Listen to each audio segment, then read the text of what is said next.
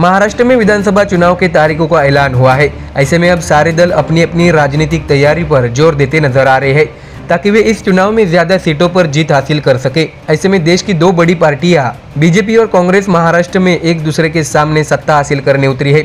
आपको जानकारी दे कि इससे पहले कांग्रेस का गढ़ और अब भाजपा का गढ़ कहे जाने वाले विदर्भ में 62 विधानसभा सीटें हैं और जो पार्टी सबसे अधिक सीटें विदर्भ से जीतेगी वही सत्ता गठन की प्रक्रिया में निर्णायक स्थिति में होगी। इसलिए महाविकास आघाड़ी और महायुति ने इस क्षेत्र पर ध्यान केंद्रित किया है।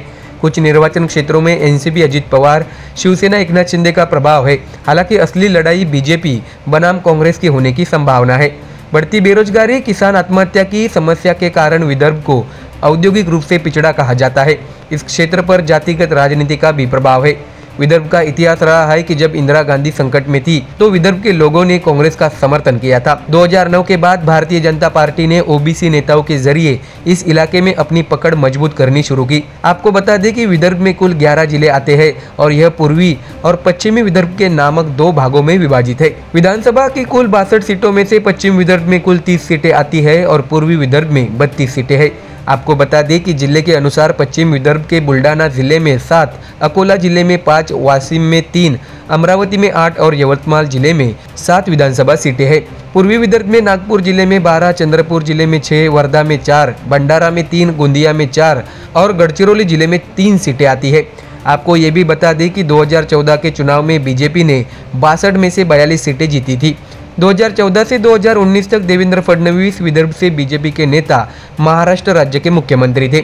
हालांकि 2019 में हुए विधानसभा चुनाव में उनके नेतृत्व में बीजेपी को विदर्भ में अपेक्षित सफलता नहीं मिली। बीजेपी की ताकत 42 से घटकर 29 रह गई और हर तरफ से मुश्किल में फंसी कांग्रेस और एनसीपी ने 21 सीटें जीत ली।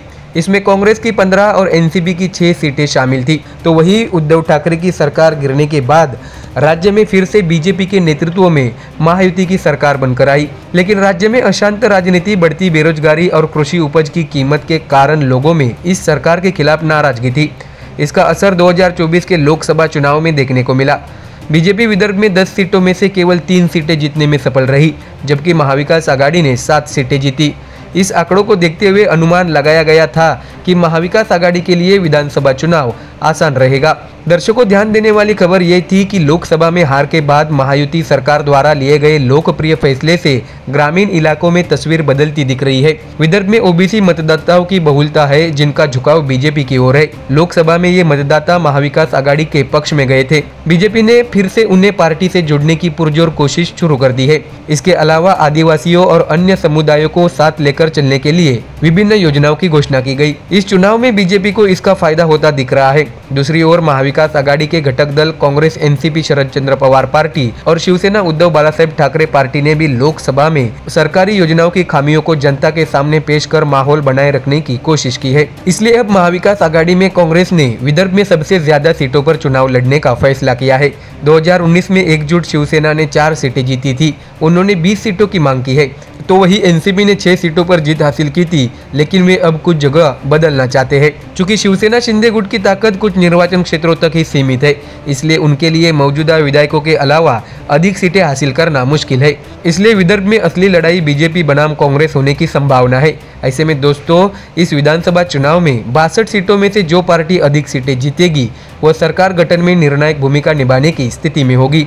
इस लिहाज से विदर्भ का चुनाव आने वाले महाराष्ट्र विधानसभा चुनाव में अहम होने जा रहा है। Bureau report, MDR news.